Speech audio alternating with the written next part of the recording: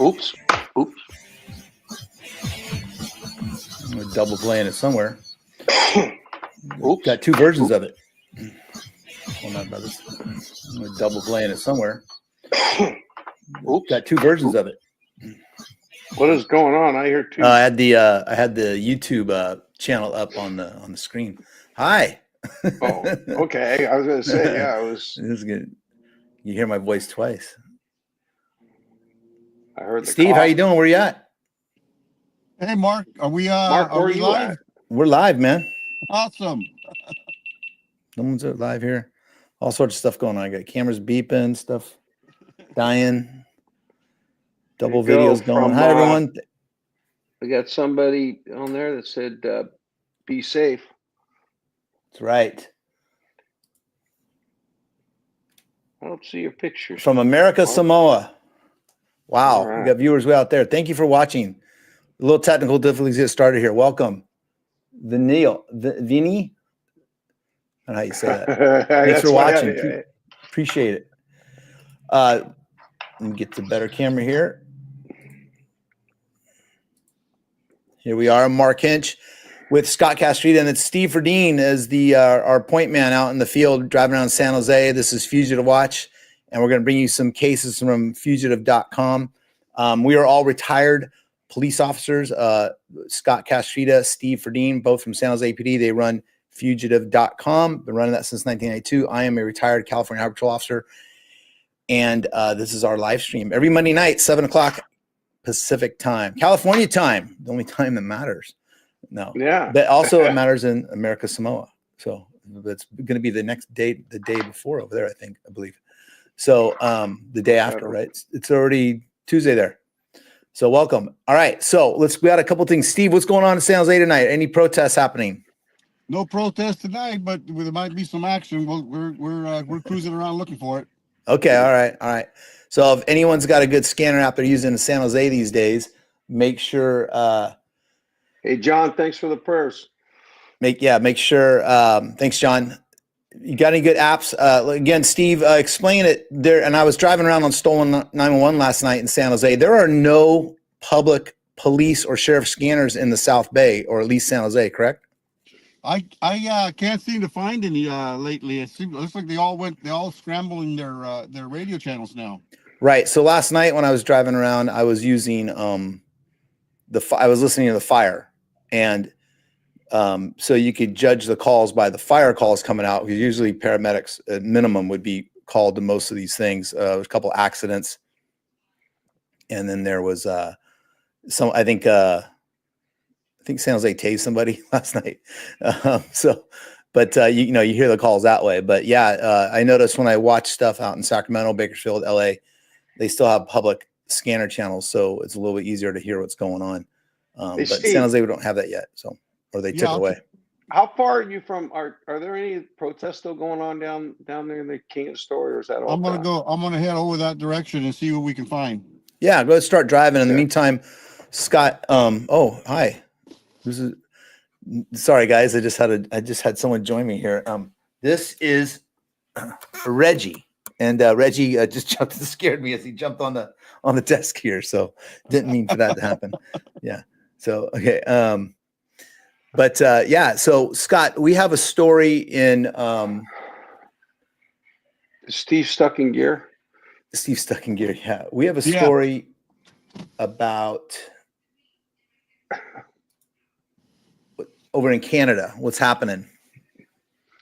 Well, actually, Steve posted that story this morning, and I was watching it, and I mean, it's not funny. I guess it is funny, but this is like one of the most, as Steve and I were saying, it was the most polite pursuit I've ever seen. Yeah, I've always heard that Canadian people, I've never been to Canada, but I've met a few Canadians, and they're the most polite people. All right. And this officer was the most stereotypical polite police officer in a shootout I've ever seen in my life. Yeah, let's go ahead and we'll watch some video here. And Scott, you can tell us what's going on. It's a long video. Yeah, it's a long video. He's basically, I guess, that he was running a DUI check area, and this guy turned around and decided not to stop. So he turns around and goes after him, and the guy he starts shooting at the Mountie and takes out hits his windshield. And during the pursuit, he's talking to his dispatch, and he's like, "Yeah, he's shooting at me. Here we go. Shot my windshield." If someone can just RTT, I'm going to initiate pursuit. I'm going to initiate Control pursuit. Van 301, vehicle fleeing from me. I believe a shot fired at my vehicle. I believe that. Oh my God, I would have been screaming. I believe it's shots fired at my vehicle. My window was shot at. Vehicle has just branded a handgun towards my vehicle.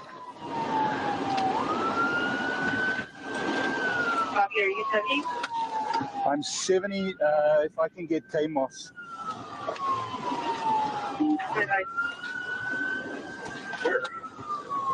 On Main Street, heading west. Shots fired. Probably an American in Canada. One bullet hole in my windshield. Oh, wow. Got a hole in my windshield. Are you still following? Following. I'm chasing. The guy shot at me. Could you imagine us? Wait, that guy that shot at you, are you still following him? Like, He's just yes, we are following him. and trying to follow him in the snow and on the ice. I'm surprised the dispatcher didn't say, "Are you sure you want to follow him?" He hit my vehicle. I've got a gunshot. He's shooting at me. Wow. He will not be deterred. Give me a second.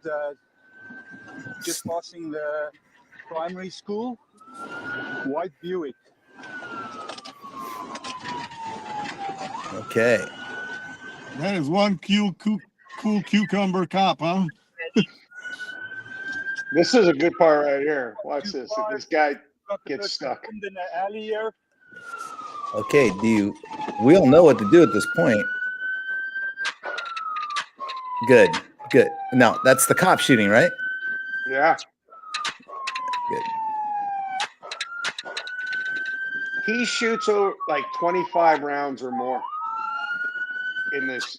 This guy's stuck trying to get himself unstuck. He's still. And you'll see the glass flying off the window here. I think he shoots the guy's rear view. See the snow coming down and the glass. Oh, still trying. The guy's still trying to get out of there, man.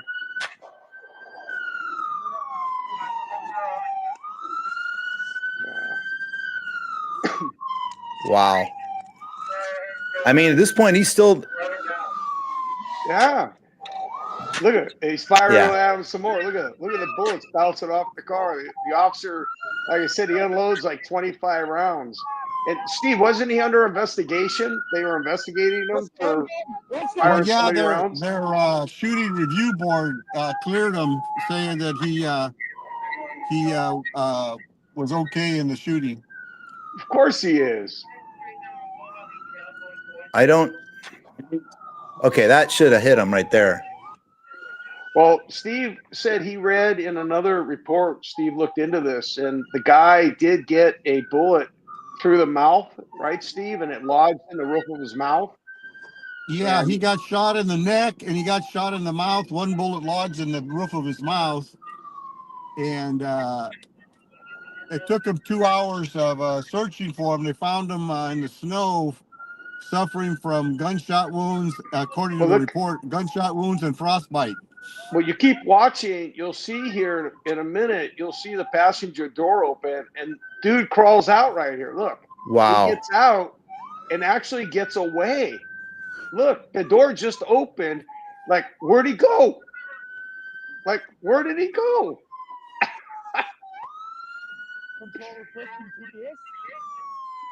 Steve and I are thinking there's no footprints in the snow. There's no blood.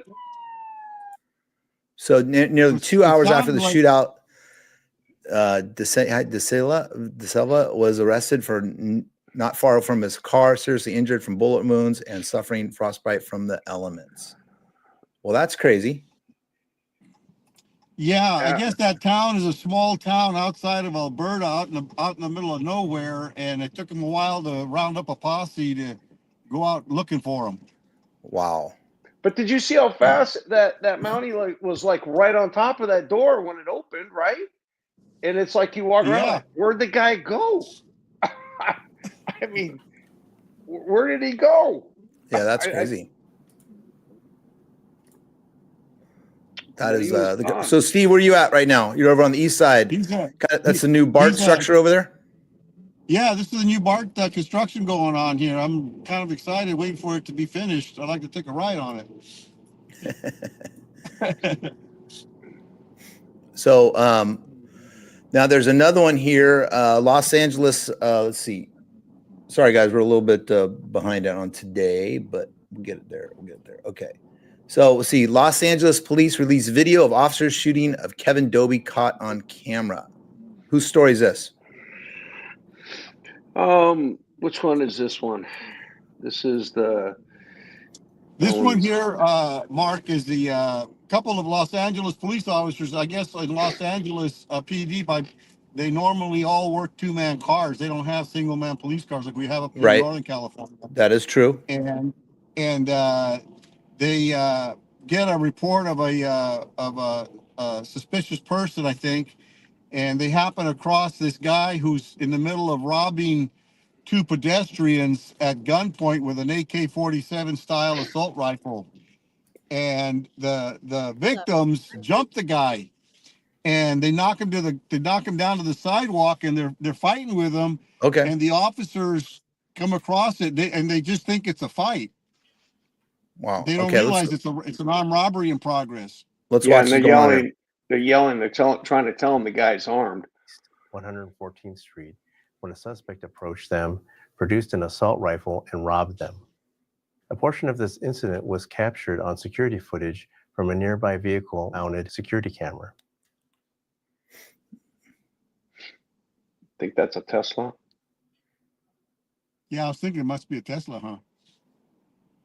Yeah, it is. That's the right rear door of a Tesla doing this. It's almost like he's looking at it. Yeah. So look at this. He's holding that gun on these guys now. These guys are like, you know what? That thing turned out to be a AK style assault rifle, they call them. No, it was a 22. Moments later, and it was loaded. Largest suspect took him to the ground. 8 rounds in the magazine. Look at that. Yeah. Good for them. Yeah, the guy had 8 rounds in the magazine. He fired. Didn't he shoot? He shot too, right, Steve? Look at that guy swinging like a Dodgers fan. He shot both the victims. Kevin Dobie. Luckily, he didn't shoot the police officers. Over control of the rifle, Southeast Patrol Division officers were conducting patrol in the area, observed the 3 males fighting on the sidewalk. Look at the guy for his pocket. Exited their vehicle, approached the group, heard one of the victims yelling, "He's got a gun," and saw Dobie armed with a rifle. Oh, he's trying to pull away from him. The officers requested the assistance of additional officers and began to give Dobie numerous verbal commands to drop the gun. As the victims continued to struggle with Dobie, they attempted to break away, and an officer-involved shooting occurred. Dobie then stood up and pointed the rifle in the officer's direction, resulting in a second officer-involved shooting. That one guy's hurt. A portion of this incident was captured on the responding line of sight. Yo, what the fuck is going on? Hey, get off! Now, see the Tesla over here? Yeah. That's it's that camera from that Tesla right there. It's picking that up. It's this little door camera right here. Right. Let me get it back. What you think? Go grab it. Hey, get off him! How confusing for the officers to know who's the bad guy, who's the good guy here. You know? Get off him! Officers need help. Officer, rifle! Shot fired! Shot fired! Nice. I wonder if he shot the Tesla. Hey, get down! Get down! Well, I guarantee you that Tesla was seized for evidence, right? Well, remember we did a show on that. They've been seizing Teslas for evidentiary. I don't know if I'd be all right with that. I mean, I would. I mean, look at that. I mean, they're going to pay for it. I mean, this is their officers just shot a guy. Was he killed? No, he was not killed. No. Officer needs help. What's the team down? Over to me with the rifle. Hey, shot. He has the rifle. Drop the rifle. Get over here. 13 is around from motion. All units here. I'm being shot. All units, officer needs help, 114th and Graham. Officer needs help, 114th and Graham. Drop the rifle. Drop the rifle. Officer needs help. Hey, drop the rifle. Can we get on in? So, Steve, the officers didn't accidentally shoot the victims, did they? No. No. 6-4, Roger on the RA. No, the victims were shot by the robber, the alleged robber. Hey, Alleged. Yeah, alleged. hey, you need to spawn. Eastbound. Where's the team from Graham? Give me a male. Black. Hey, get over here.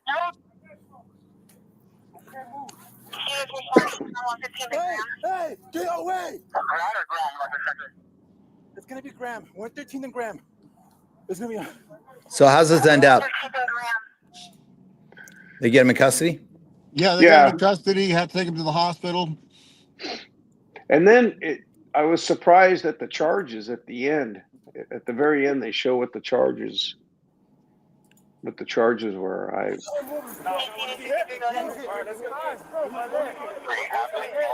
You guys broke my leg.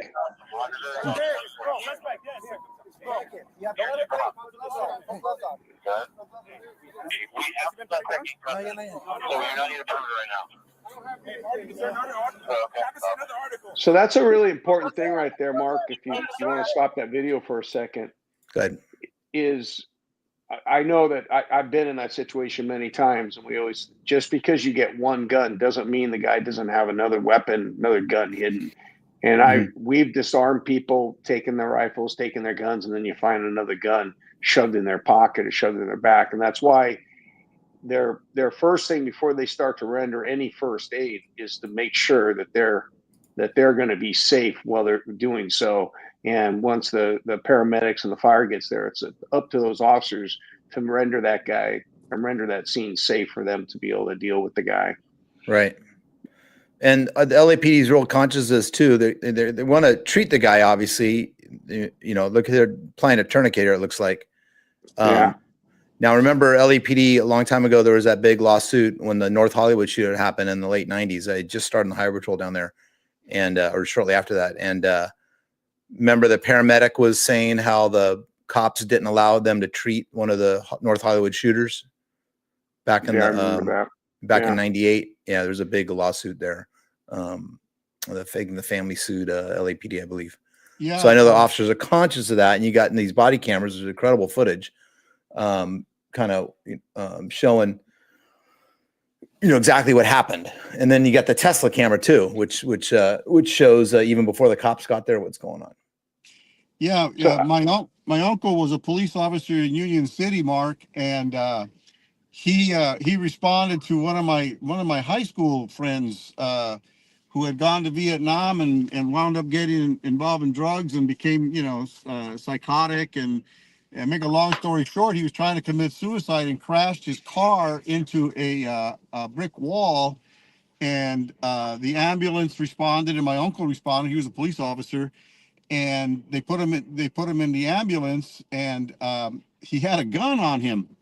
And so they're going to Washington Township Hospital, which is in Fremont, and the paramedics radio the hospital saying, "Hey, this guy we have has a gun on him."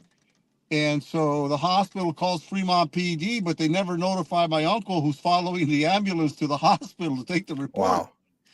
So the hospital, the ambulance pulls into the emergency room, and the paramedics bail out of the ambulance, and Fremont PD is waiting there, kind of an ambush setup, and they wind up getting in a shootout with the patient, and my uncle is sitting there in his patrol car wondering what the hell's going on. Wow. Because they never notified him. Never let him know. Never let him know. Okay, we got another one. We got a lot of shooting videos to go over here. We have this one here. Real quick, Mark.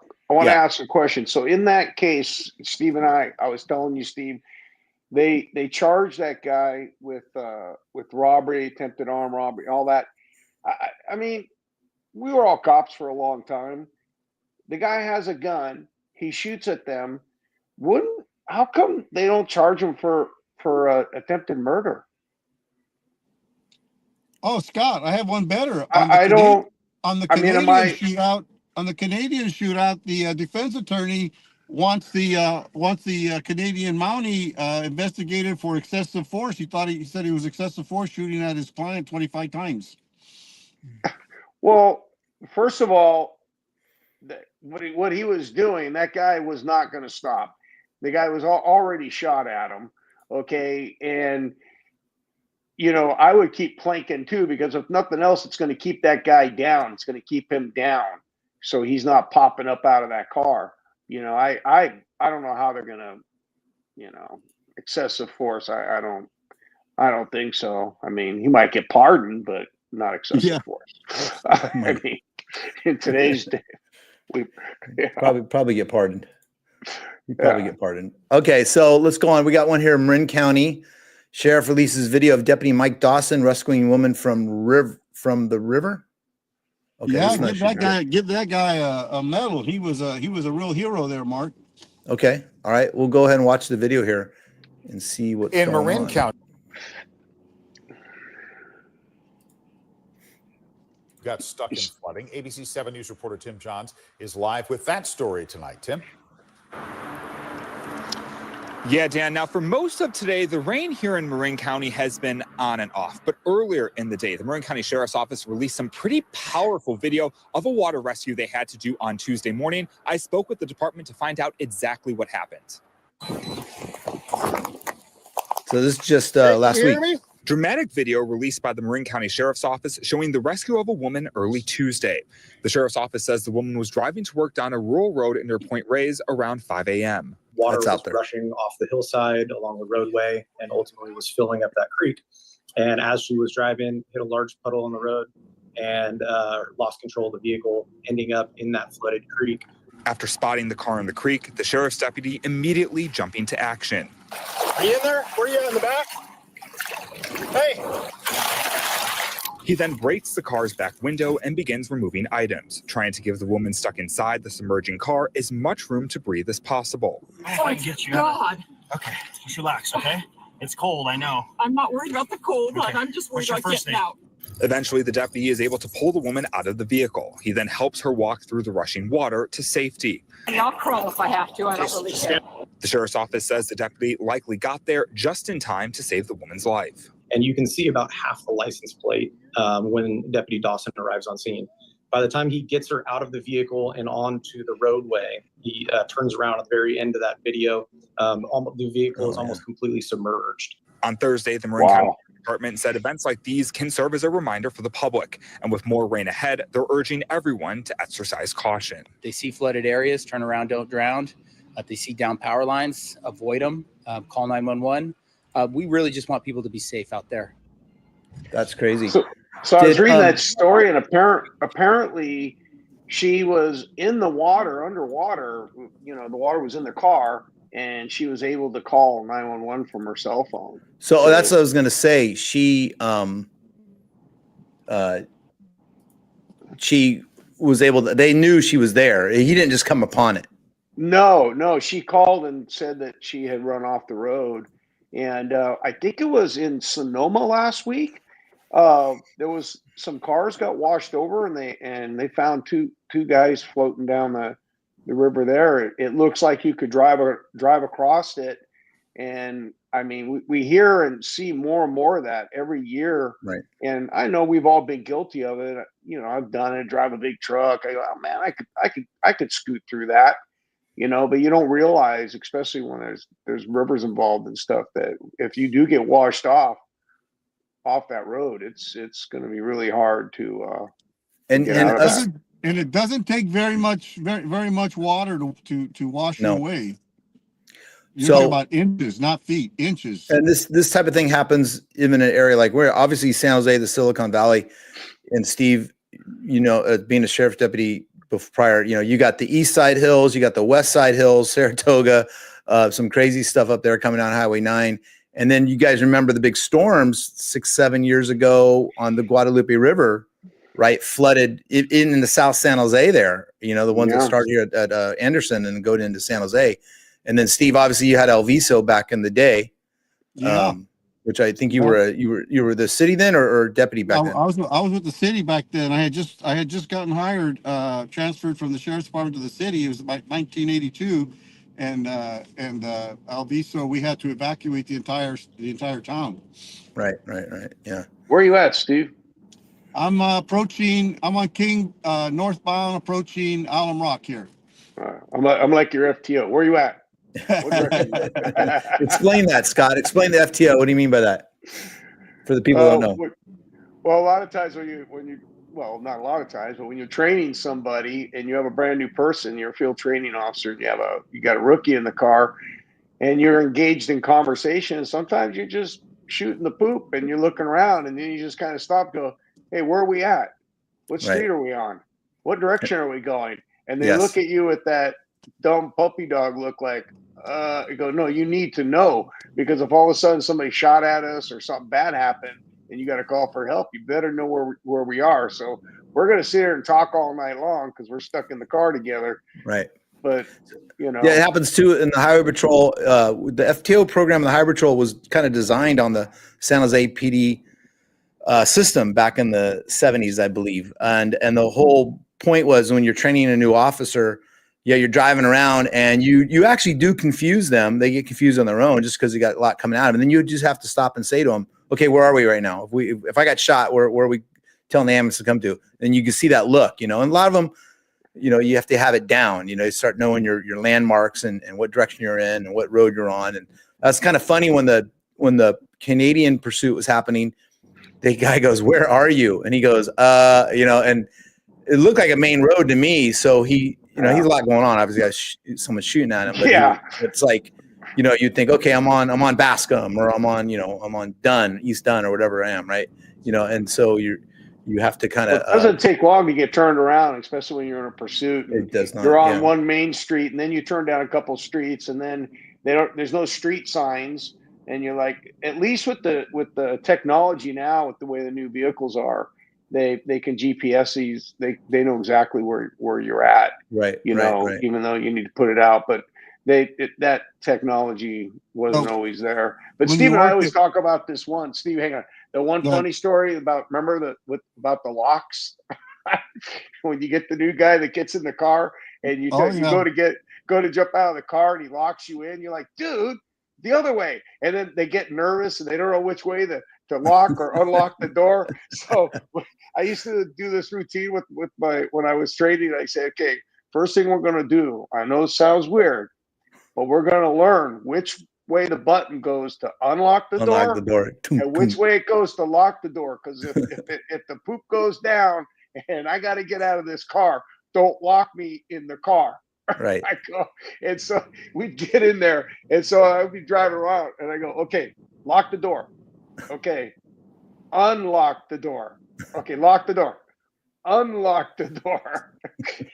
And actually, so the point is, if they didn't know where they were at, if you know, that's, you score them for that. You score them on their location or their you know, their knowledge of location, or you know, the scores are what 0 to 4, right? So you know, that could be a 0 or a 1 if they did really bad that 0-7. Yeah, I think ours was 0 to 4. I think, I can't remember. Well, you were CHP. It's a lower bar. So like I said, it was the same FTO program. It was actually based on San Jose. It's back when San Jose was a really good department, back like in the 70s and stuff. Oh, and it was still a good department. And it was harder when you're working those rural areas, because then you just, there's no street signs. You gotta look at the that's why I learned what a mile marker was. Yeah. You know, you have to keep track of the mile markers so you can know where you're at, so you can tell them, you know, tell dispatch, "Oh, I'm at mile marker, you know, 19 or whatever." Right. It depends where you break into, you know. So I broke in West Los Angeles, and Los Angeles is kind of a big grid, north south.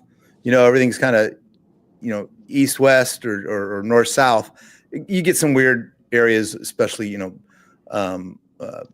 in the hills, above Crenshaw and stuff like that. I remember the highway patrol officers had to break into San Jose, and I'm from this area, but San Jose north south doesn't necessarily mean. I mean, you can say you're northbound 280, but you're actually kind of going west. Experience, Mark. What's that? I had the same experience. I'm going, how is Santa Cruz south? I go, it's west. It's not south, but on the maps it all says, it's south. Yeah, and if you're not from this area, let's say you're a kid from the valley, you come out to San Jose to break in, it's a little, because especially San Jose, everything's kind of, these expressways that crisscross, and those expressways may go from the northeast to the southwest, but they're designated north, south, east, west, right? So you have to know where you're going. Oakland PD the same way. We all work in Oakland. When we work in Oakland, north to us was like towards Richmond, towards the bridge. Correct. Yes. Right, which is what it is. But to Oakland PD, north is the hills to the east. So when Oakland says he's north, I'm north, that when you were listening to Oakland PD radio, you knew that they meant they're going east. And the rest of us would all. It was weird. It was weird. The sheriff. I believe the sheriff and the CHP. We did call everything north as the way it truly was, and that Oakland used north as the hills. So different departments. Hey, did you guys see that photo I sent you, Mark? Did you get a chance to look at that? The rocket, some sort of rocket launch, right? But where's that launched from? Because I went back on, I saw pictures. All kinds of different people posting. I mean, that thing literally looked like I could reach out and touch it from where I'm at. I don't have it on the computer here, but there was an image of maybe if you guys saw it, let us know. But most likely is Vandenberg, I believe is the way you say it, which is down. Vandenberg is where they shoot all the missiles from. And you can see, I know people in North Bay that would be able to see that stuff when it goes off like that. The atmospheric conditions got to be just right. And usually in the evening, it's really cold right now. Steve, last night I was driving around like you were, and it was a very clear night. The sunset was actually pretty spectacular. And but you could see for miles, and you could see these rockets launch off down there, which is what, 200 miles away? At least, right? Yeah, but this thing, I'm looking at this thing and I still can't believe it could be that far. Yeah. That's what I saw right there. Yeah. No, that's probably what it is. Driving down the street and I'm like, wow, look at that. What is that? Yeah. And you could see like down on the bottom down there, it obviously looks like it looked like sparks and what have you. And then it looked like there was something in the middle, and then it came down. I watched it come down. I followed it. I videotaped it, and it came down. And I was like, oh boy, who did we piss off now? All right, so we got a story here. Starting. Oh, this is the same one. Sorry about that. Okay, so this is the Houston police release video of Metro by T-Mobile robbery. Shooting caught on camera. So a Metro store is robbed. Is that what's happening here?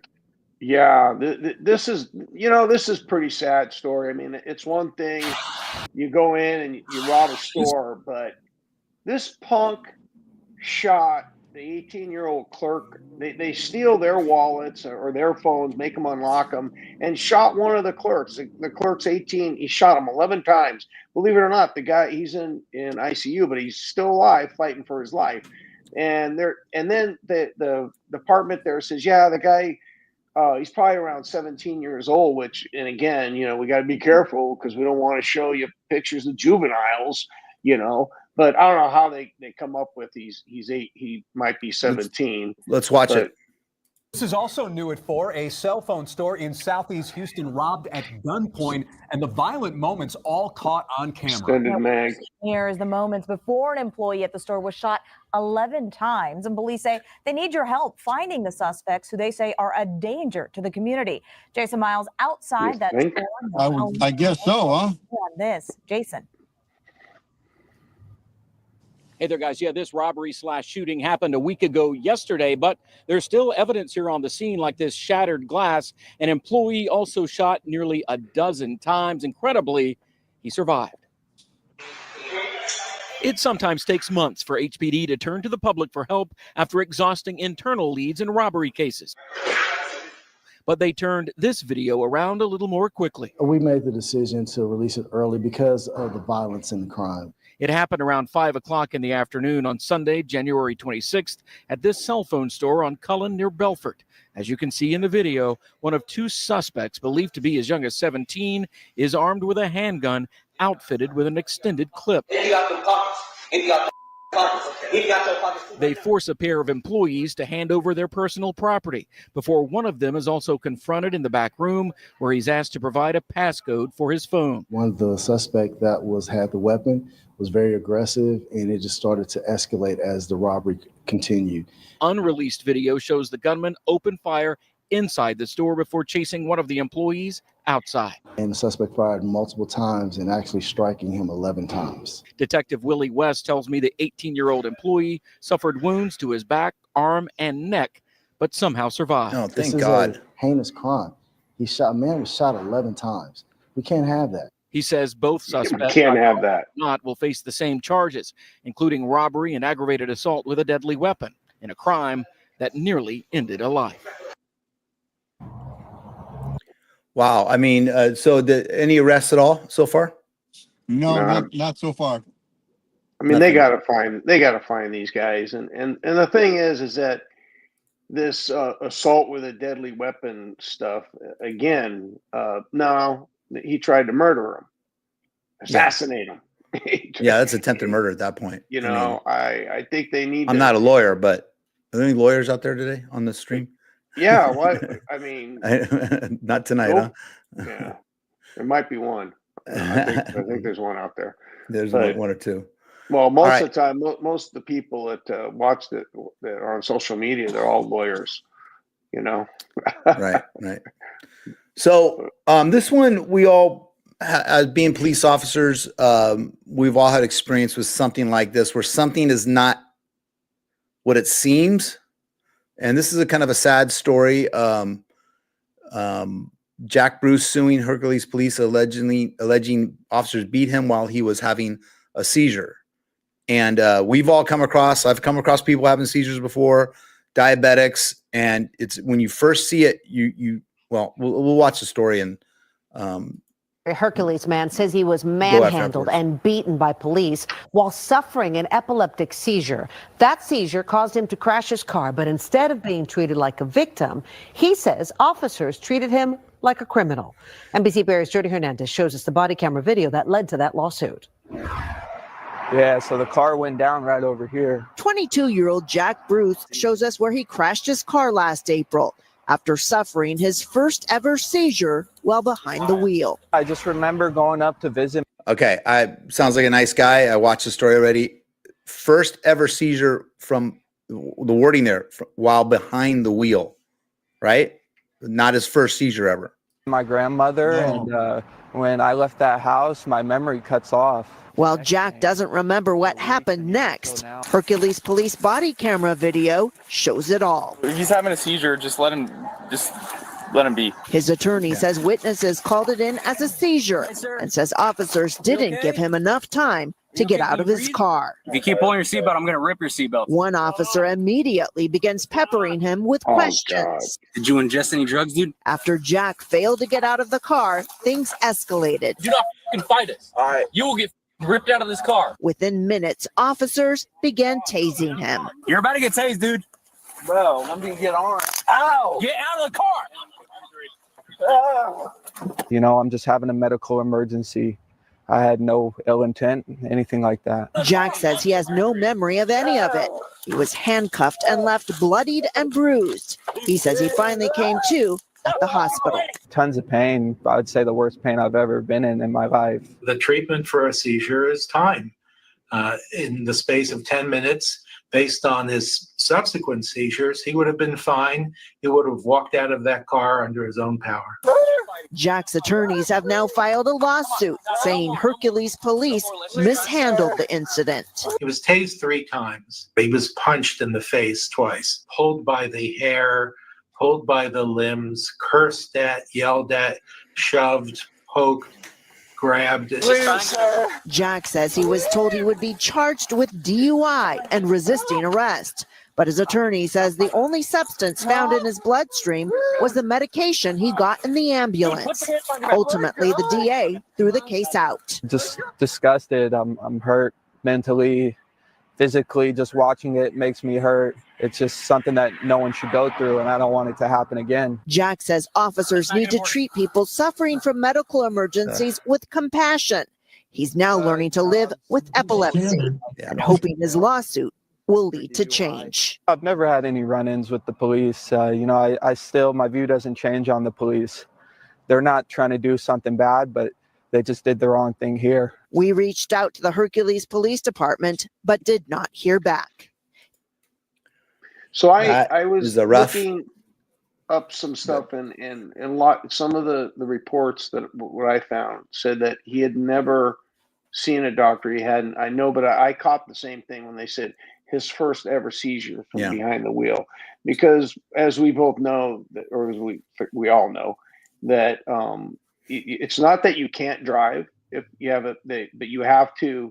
No, they have to be on certain medication. They have to have seen a doctor. There's a whole procedure they have to go through, and they have to have been seizure free for like this. Anyway, there are ways. It's not that they can never drive, but you can have a very restricted license, and in some cases that your license could be suspended temporarily close to that incident. Like you said, it's going to take how long have you not had a seizure? I don't know if he was doesn't sound like he was in any violation of that. But let's talk about what they're assuming, and I'm not there. Don't know the officers and speak to them.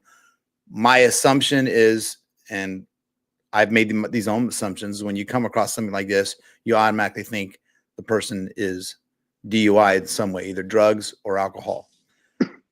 I don't know if I saw in the body camera, and again, I only watched it one time. Did I see some urgency to get him out of the car? And I don't. That's what I don't understand, because as they were approaching the car, they did say that if he's having a seizure, just leave him alone. That's what I heard. Who was saying that? Was that a witness or was that the officer? I couldn't tell if it was coming from the officer or one of the witnesses that were there. Right. But I know that, like, I think I was telling you earlier, I went to a call where some guy was supposedly driving erratically. People were saying he was drunk and he was all over the road. Put out the vehicle description. I'm heading over there, gonna go look for the vehicle. Next thing I know, a call comes out. There's an accident. A car into a building. He hit a restaurant. They give out the car description. Same car. I get there. The guy's in the car. I jump out. So my head, because they put out over the radio, possible DUI. The way he was driving, like, sorry. Who's that? Frank? No. Anyway, so I was lucky enough that a woman, she ran up to ask me if I needed any help, and she identified herself as a nurse, emergency room nurse. Yeah. And as soon as she said that, and she looked, and she said to me right there, she goes, he's not drunk. She's looking at his eyes. She goes, he's having a seizure, or he's coming out of having a seizure. And I was it happens a lot. And you have to be. The other thing is diabetics too. The shock. So the call came out in the late 2000s.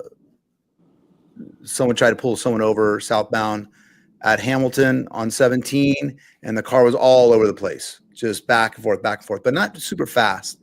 And then it went southbound 85, it went northbound 85, and now we got a pursuit, we got an airplane unit, and again, the car is all over, but not fast, but just about traffic speed, 70 miles per hour, but all over the road.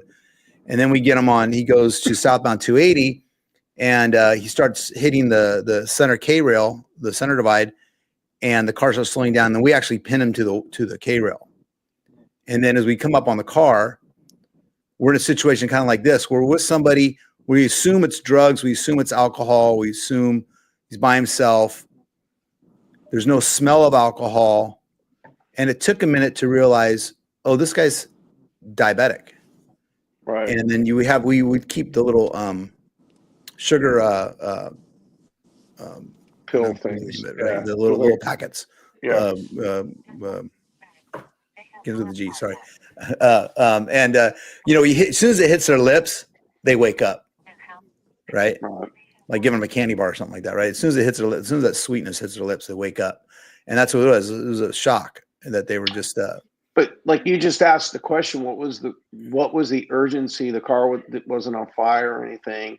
Glucose. Okay, we don't mean to Monday morning quarterback, but let's just say we're going to Monday morning quarterback this one.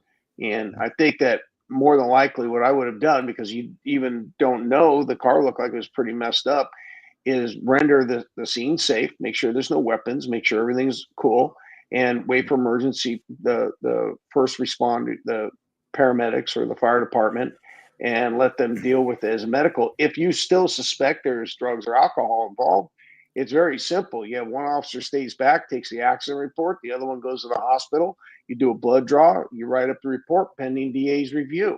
If they don't find anything, then it's it's a wash. It's going to be interesting. It's going to be interesting to see how this one plays out. And again, we've all kind of had our, like, you will respect my authority moments in our career. And it looks to me like they may have jumped the gun. Again, I just saw that one time, and I'm listening to what I heard before the officer. Yeah, and what was being said as they were walking up on the car. So right then, it's kind of like, but I had the experience now of having that happen to me multiple times, seizures and these diabetics, where I kind of was now used to it, and we learned about it, and then I'd see it. And then every time you always use that, you always know that's a possibility. If you've never seen it before, and everything's always been drugs or alcohol, Mark, one of my good friends, a San Jose police officer, was driving home from work one night, and he lived out in the valley. He's a San Jose police officer, but he lives out in the valley, and he's going, what is that, 580 up that 205 up that direction towards Tracy.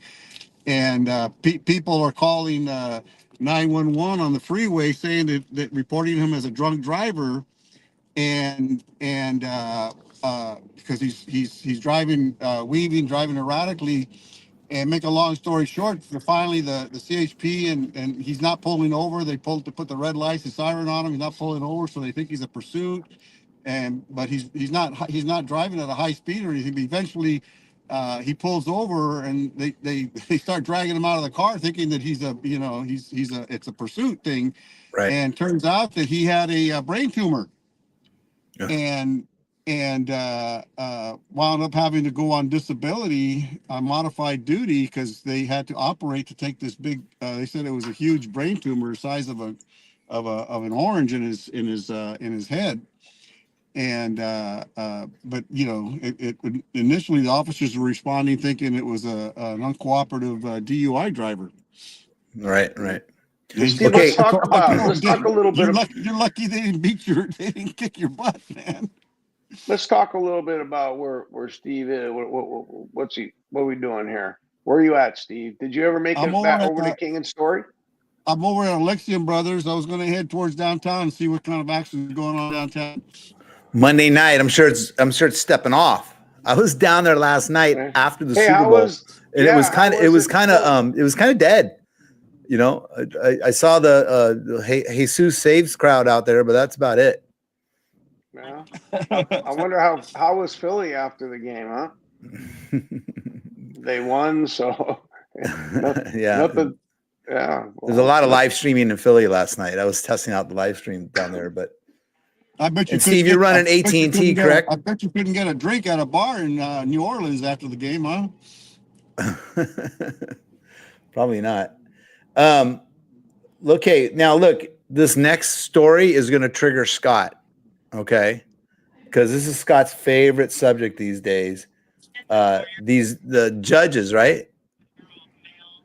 Judges, judges, yeah. The wonderful judicial. Give us the 20-second synopsis before we watch the video. The failed judicial system here. I'll let Steve. You go ahead. You talk. You talk about 20 this. seconds, Steve. You talk about this. This is the robbery case right out of San Francisco. Yes. Yeah, this guy is allegedly. Well, actually, I don't know if it's allegedly anymore. I think he's pleading guilty to it. Robs 5 women who were in San Francisco on a some kind of, I don't know if it's like a bachelorette party or something, and he robs them at gunpoint of their cell phones and all their valuables. And SFPD is able to track him down using some kind of a tracking device at one of maybe a phone or something. Yes. And they make the arrest and get a gun and the property back for the women.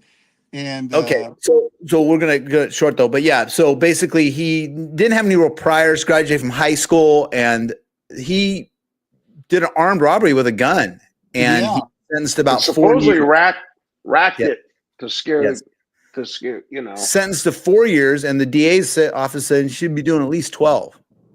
They were trying to get the DA's asking for 25 years, 8 months. Right. The probation department recommended 12 years and 8 months, and the judge decides to give him.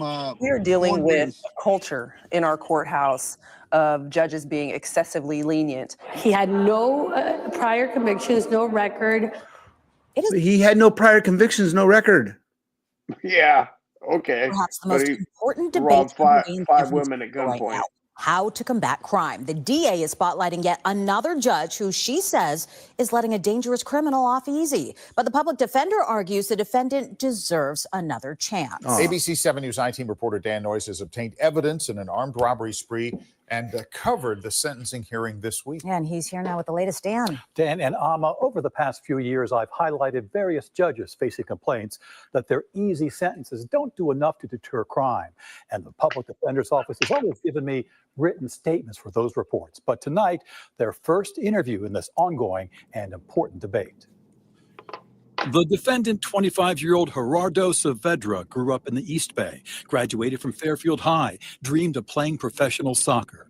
But court exhibits obtained by the I-Team show on September 2023, he brought a ghost gun to San Francisco, dropped his gun at a bar, and went on a 2-hour armed robbery spree. Okay, so he drops his girlfriend off. He's got a ghost gun. Scott, explain a ghost gun for us. Basically, it's a gun that has no serial numbers. It's been made. It's untraceable.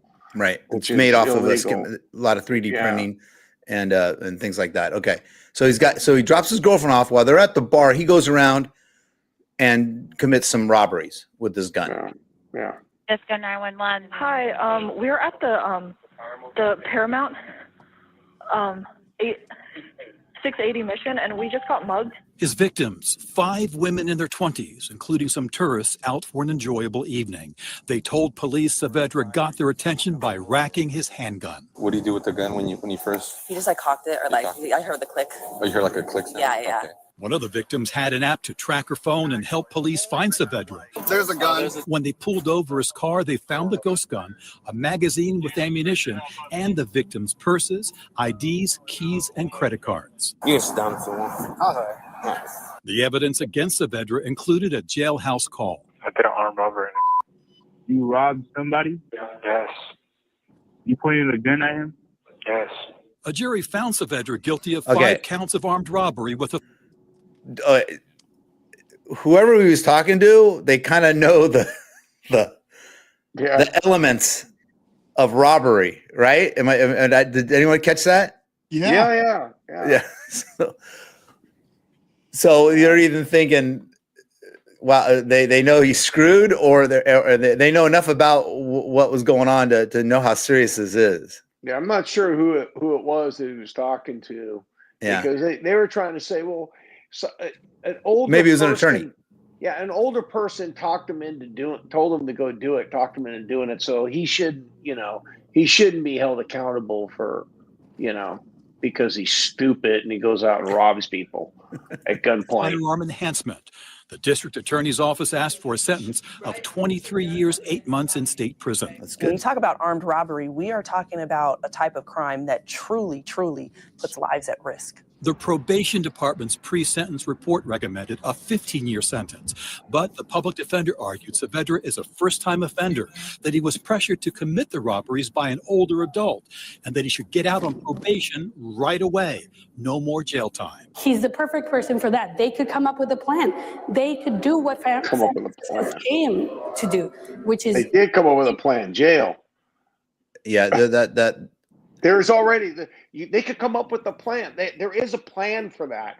You go out, you commit robberies with guns, you point them at people. The plan is you get convicted and then you go to jail.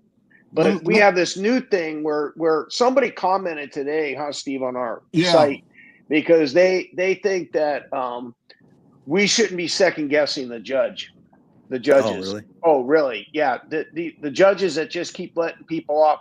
We have a crime problem, and it doesn't get better by slapping people on the wrist and saying, "Okay, you know what? This is a freebie."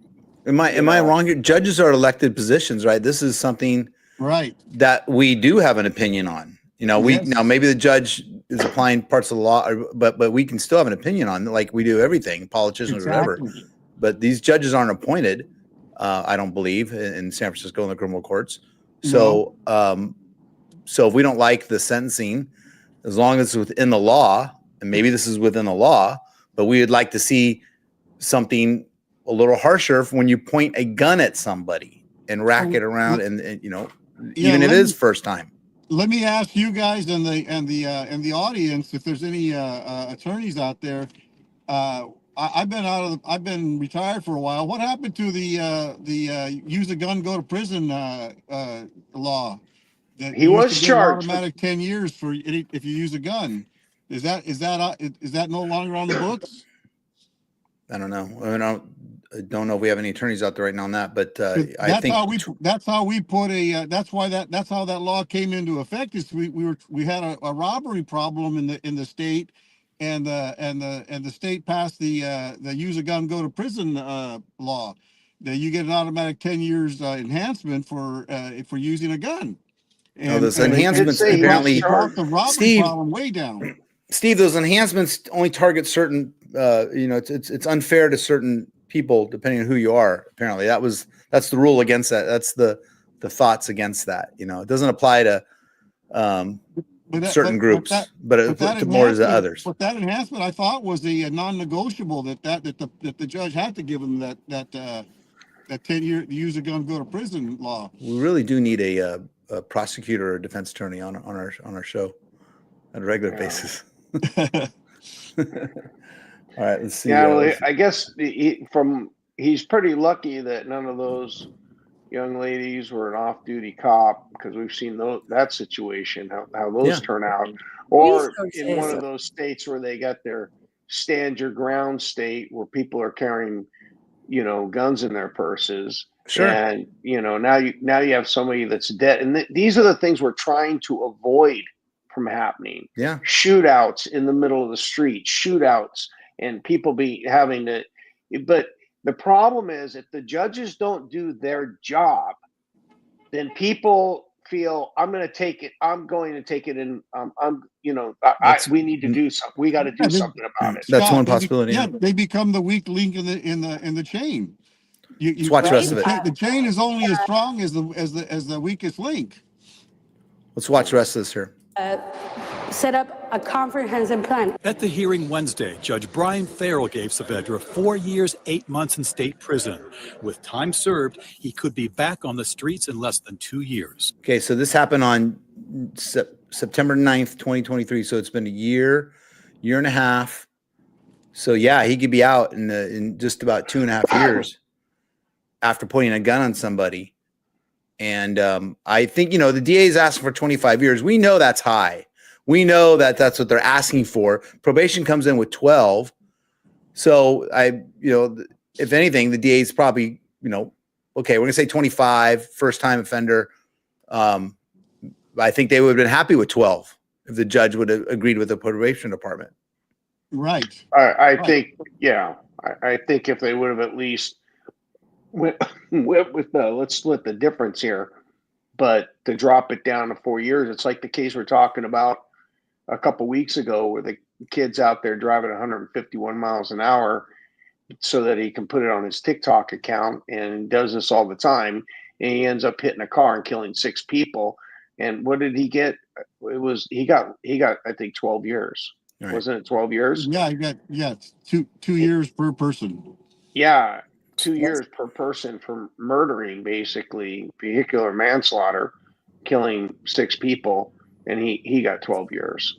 All right, let's keep going here. So that's telling you that the court is signaling that there's not much value being placed on even violent crime in San Francisco. And so that serves as a lack of an incentive for people not to come here and commit those acts. Public Defender Elizabeth Camacho told the court she'll be appealing under the Racial Justice Act, saying minorities receive harsher punishments. Camacho also accused Judge Farrell of racial bias against both her, a Mexican American, and her client, complaining about his skepticism and facial expressions and tone when making comments that can't be captured by the record. So Steve always notices the looks I get him. Because he's Mexican American. What the fuck? I'm serious, guys. I've been meaning to talk to you about that. Oh yeah. Okay. Wow. What am I missing here?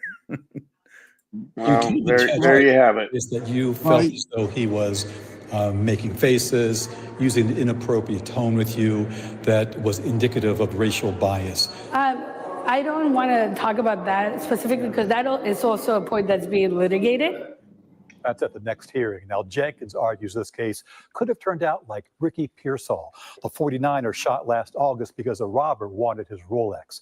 But it appears that night, Saavedra did not have bullets in his ghost gun, though he did have a magazine with bullets in his jacket pocket at the time. So, yeah, so they get into the definition of what is a weapon, right? If it's loaded or not. Yeah. I'm sorry, I muted you because I had to cough. What was the question? Thank you. So, you want to mute you, not us. Did you when you have to cough, you want to mute you, not us. Well, there's only one mute button. It didn't mute me. I know. Try talk and mute yourself. All right, you ready? Just start singing. Okay. La la la la la la. La la la la. Still hear your ass. You still heard me, huh? Yeah. Count. Say your ABCs, and then take it off the middle. Can still hear me? Right now, I can. Yes. Oh, guess it doesn't. It says mute. I guess it's muting. It's muting you. It's muting us. Right. Okay. All Yeah, right. that's what it is. All right. Well, I was trying to save you guys. Hey guys, you get to see how we fix the show here. Yeah. All right, so we only got, oh my God, Steve, we only got like 12 more stories. We're not going to get to all these today. Let's do the Sacramento Sheriff's Department story, Mark. That one. Okay. The streets waiting for that one. The streets are so quiet. San Jose's all cleaned up. Yeah, San Jose PD's doing a good job. San Jose PD's doing a great job. Scott's been steaming about that Sacramento County Sheriff's Department story, Mark. Which one is that? Which one is that? Which story is that? I'm looking through these. It doesn't give it. What was it? That's the sheriff says that the deputies won't be responding to mental health calls anymore. Oh, I got it. Yeah. Oh, the Sacramento. So Lance P.I., my favorite YouTuber, he actually did a segment on that because he's in Sacramento and he is a former Sacramento PD officer. But let's see. So we have here the Sacramento County deputies will no longer respond to non-criminal mental health calls.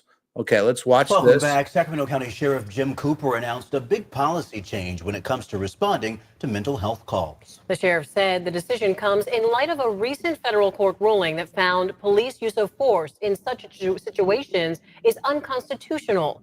ABC 10's Luke Clary has the details. Sacramento County deputies will no longer respond to non-criminal mental health calls. Sheriff Jim Cooper announcing the policy change this week, taking immediate effect. Sometimes we introduce a badge and a gun in a situation, it escalates the issue. and we can't have that happen here. He pointed to a Ninth Circuit Court of Appeals ruling in the policy decision. Yeah, so you got a knife with you. Got a knife. This incident in Rio Linda last year shows what happened when deputies responded to a reported mental health crisis. Christopher Gilmore, whose family says was suicidal, came out of his home naked, bleeding, and armed with a knife. He was shot and killed by a deputy. ABC 10 showed this surveillance video of the incident to Ed Obayashi, a law enforcement policy advisor. My reaction was that why are the deputies going to these types of calls? He said then that law enforcement is not equipped to handle these situations. They need to turn to the professional resources. Again, whether it's a suicide hotline, county mental health services. Gilmore's family filed a He civil has a rights knife? wrongful death lawsuit against the sheriff's office. Unfortunately, I can't comment on that particular one just because there is pending litigation, but I can say we definitely empathize that a life was lost. And us not responding to other non-criminal calls may prevent, other lives being unnecessarily lost. Sheriff spokesman Amar Gandhi encouraging people to call 988 for this kind of mental health emergency. We want to incorporate the county's 988 program, the community wellness response team that the county has in place with licensed and trained clinicians to go and provide them resources. Luke Clary, ABC 10. Sacramento. All right. Let's break that down, Mark. Go ahead. I get the knee-jerk reaction of putting out a policy that we're not going to respond because to mental health calls. It's not going to work because what's going to happen? Who's going to respond? They can put together their mental health people, which is great. They can show up to those calls, and as soon as a guy walks out naked with a knife, what are they going to do? They're going to call the police. And now it changes they're right back where they were. Or do they say, well, no, this is a mental health call and we won't be responding? They're going to have to respond.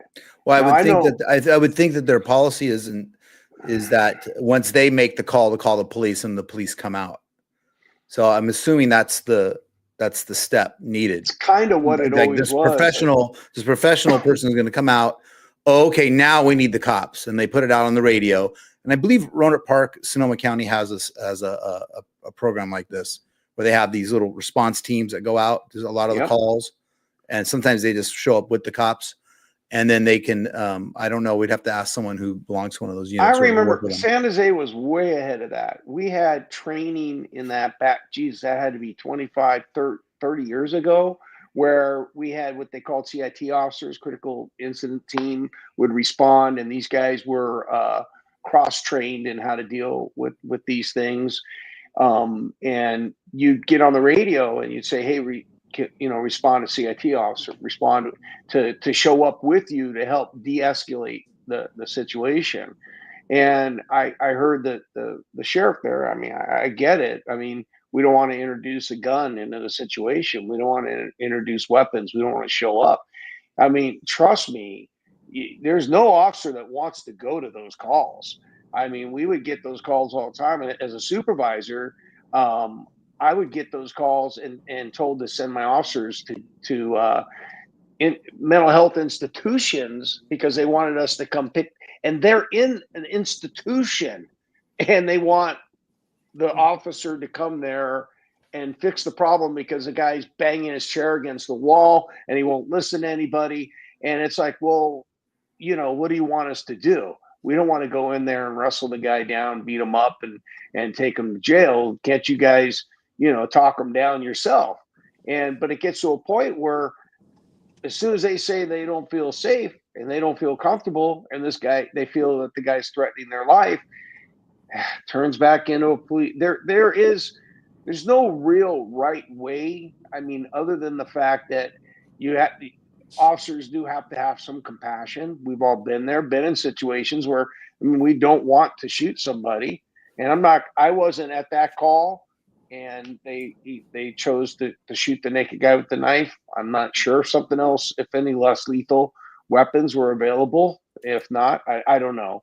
I'm not gonna, because there wasn't enough of that video for me to make a judgment call on that. But Mark, yeah, how are you? Let me give you my first shooting situation.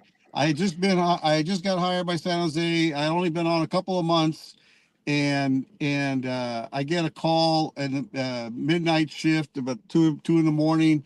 This lady calls up, says my adult son. I can't control him. His dad is the only one that could really control him because he's mentally ill, and his dad, my husband, is away on a business trip, and I need the police. So I show up, and I don't realize that the dad is a gun collector. So this adult son who's in his 20s, who the mother can't control, has got access to dad's gun collection, and I'm in the living room talking to the mother, getting the story about what's going on, and the son is in the bedroom, and I can hear him banging against the walls and yelling and making all kinds of noise. And then I hear the sound of a gun getting racked, like a shotgun being racked. And turned out it was a Mini 14. He was pulling the bolt back and firing up the Mini 14, which is an assault weapon with a banana clip. And so I'm I'm yelling, everybody get out of the house, get out of the house, and I'm covering the hallway to give everybody a chance to get out of the house, and the guy comes out with a Mini 14, and I wind up in my first shooting. Now, how was a unarmed mental health team supposed to handle that? They would have been killed. More than likely the family would have been killed. The mother and the son-in-law who were in the living room with me. It's a reaction to incidents. Every incident's got to be taken on its own. Now, he was how many feet away from the officers? Was he having some sort of moment where he's just, thinking of some grandeur statement where he's going to go out in a blaze of glory, and the officers are going to do what they're trained to do when they see someone coming at them with a knife? Yeah. And it puts the officers in a bad situation. And then the family feels like, well, they feel like, well, we didn't want him killed. Obviously they didn't want him killed, but it's just, but he comes out with a knife, and this excuse, Mark, that the officers aren't trained. Yeah, they get training on basic training on they do now, mental health. But you know what, Mark? Cops, we get calls all the time on stuff that we never got, that we don't have any people's problems. Call the blue suiters. They'll handle it. When all else fails, call the blue suiters, And I'll guarantee you, for every one of these calls where this guy ended up getting shot, there's probably 10,000 to 1 how many calls that police officers do show up and do escalate the situation, but they don't get any news coverage. Those aren't covered. And then somebody ends up getting killed, and then they turn around. And the biggest problem is we are such a litigious country that everybody wants to sue everybody, and that's like, so here's the sheriff put in a situation. It's like, so I'm going to make this blanket policy. He knows it's not going to work. I mean, he could say it sounds good, but as soon as those mental health people get there and say hey, we got a naked guy with a gun or a naked guy with a knife, and we don't feel comfortable and we feel threatened, we can't deal with it.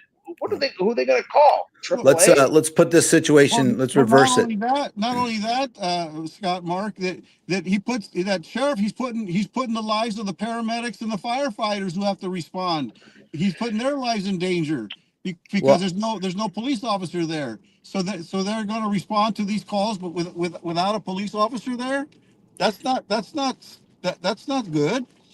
So last night when I was driving around, I could hear some mental health calls come out, and the Sounds APD was there on scene, and then they would, because I was monitoring fire, and the fire would say, police have cleared it.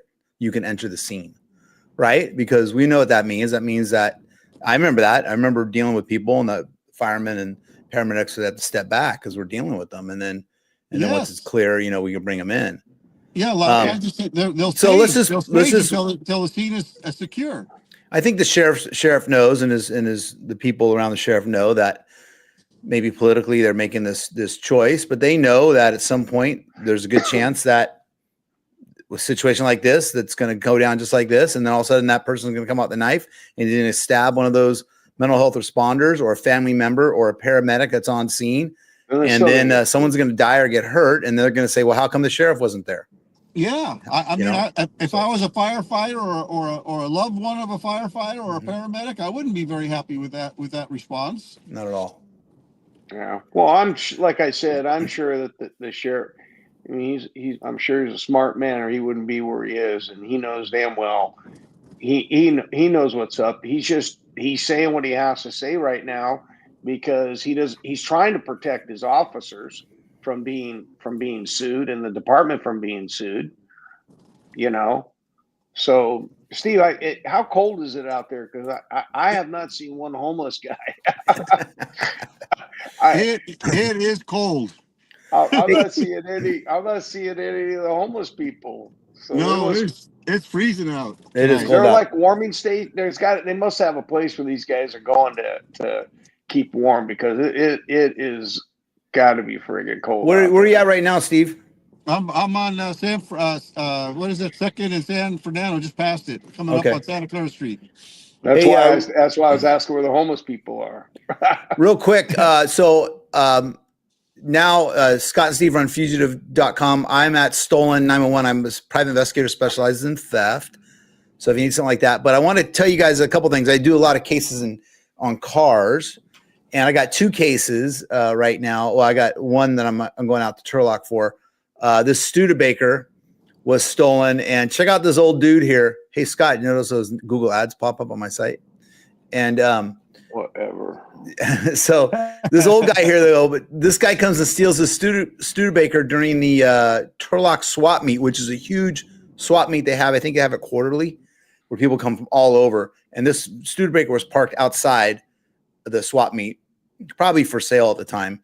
And this guy comes out on video. I don't have the video, but check out the gait on that guy, though. What do you make of that guy right there just by that photograph? I made a comment on my Facebook. I go, this is me on a bad back day. Yeah. Right? But this guy knew exactly where to open this truck, and open at the bottom of the door. Looks like almost he has a key in his hand in the video, according to the police report. So interesting, but I'm going to be out in Turlock on Wednesday. So what is that? Is that thing pink? Yeah, it's a very customized pink 1950 Studebaker. So I don't like this look of the way this, but this style is very kind of mid 2000s, 90s, mid 2000s style. I'm going to say personally for me. I would love to have this truck and just restore it. Well, I'm saying the style of it, this lowered pink and bright colored, I would rather just restore it to what it should be back in 1950, right? Well, the guy probably did. He's doing it for shows and stuff, I'm sure. Yeah, but to me, that type of look is kind of dated at this point, even for the shows and stuff like that. I mean, the way I look at it. Yeah, but it's anyway. So that's one case I have. This other thing, though, and people got to work. I had actually do you guys remember? Well, there was a sergeant at San Jose PD, and he was one of my sergeants at Radiff, and he called me about 6 months ago, and he said, "Hey, I wonder if you can help my friend." His friend ordered a Mustang, I believe, through a website, a classic car website, wired money, and guess what? Never received the car. But the website that was set up was very, very. If you are in the market for a classic car, very sophisticated, where it looks you're likely to find some good deals out there. But the ones that seem too good to be true probably are. Is this the scam? So it appears that Facebook is targeting classic car lovers with these ads, and that's what led me to a website called Brown's Performance Motorcars.com. Look at that website. That website, I have a train going by. That website looks amazing, right? So it looks pretty legit. They seem to have a ton of inventory with great customer reviews, and apparently they're based in Maryland, but they'll deliver the car wherever you are. So I started checking out their cars, and that's when I noticed a beautiful 1955 Ford Thunderbird for only $31,000. Now, remember, he got a link on Facebook. You want to buy a classic car, go here. And so someone bought time on Facebook, you know, and advertising buy a classic car. So if you wanted a Thunderbird, you're going to see stuff like this. That's an incredible price for this classic, and apparently they're very anxious to talk to me because this window keeps popping up telling me to call. So I did, and that's when I get connected to their sales manager, Bob. Hello, you have reached Brown's Performance Motor Cars. My name is Bob. How may I help you? Hi, Bob. So I tell Bob that I'm interested in the T-Bird, and he tells me that he'll email me more info. All right. I'll look forward to your email. A few minutes, and I will send you. The basic gist, this is a YouTuber called Pleasant Green. He does great scam. He exposes scams. Awesome YouTuber. But I guess my point is, what is your point, Mark? This is happening all the time. People are losing money on these beautiful websites. And what it turns out is that those images, those really nice images you saw, that's from an older website that was selling cars from a car business that no longer existed. So they're taking the images from these older sites or a totally different site, and then creating a website, a really nice website to make it look like their dealership using a real address. But as long as you don't Google the real address, you will see that there is no car business there. So in the case that I got, I think it was in Montana, I believe. I can't remember, but that's what I did. I looked it up, and there is no car business there. There might have been one before, but there's nothing there now. But the guy was still in communication with, but it turned out to be an overseas scam where he had wired the money, and the sales tactic was, oh, I got 3 people interested in this Mustang right now. And you get nervous, right? Because you think you found your dream car. So you send money as a deposit, and it's all a scam. And it happens it happens all the time, especially to people that want to buy their first classic car. And you know what? A lot of people that buy their first classic car are not the young kids. It's people like us, retirees, who finally have a little extra money. And you're going to, I always wanted that T-Bird, man. I always want that Mustang. I want that 68, you know? And then you're dropping, and you get, that's the one I want. And then you send off this money, and it's all fake and a scam. Yeah, well, I saw he had all the reviews and everything on there too. So, because that's one of the things. Yeah, you can't trust any of that stuff.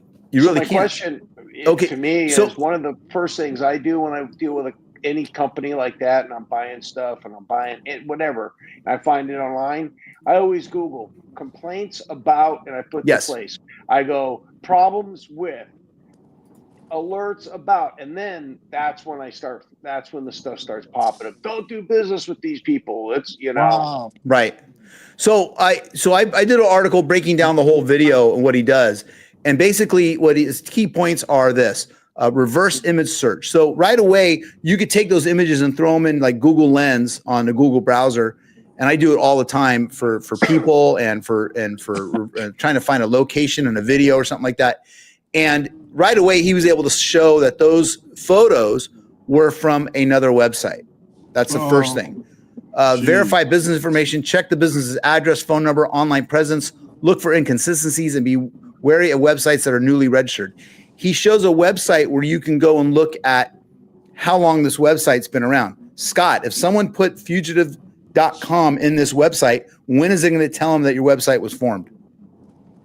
1995, I believe. 95, right? If someone went to Stolen 911, 2007, right? So now a lot of these websites that were the fake ones with really kind of mixed names of what the old business might look like were all registered like within the last 2 months, 3 months. So that should be a clue.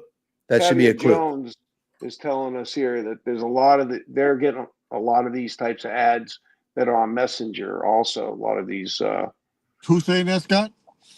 It's in the comments here. Oh, well, I see it there. Yeah. Watching. Yeah.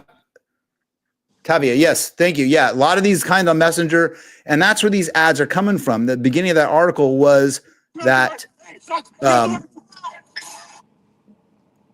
beginning of this article was that this came on Facebook. So you got be wary of low prices. If the deal seems too good to be true, you know, it probably is, right? That one there. Trust your gut. If something feels off, never send money without verification. Look, if I was dropping 30 grand on a car in Montana or Texas, wherever, I know people.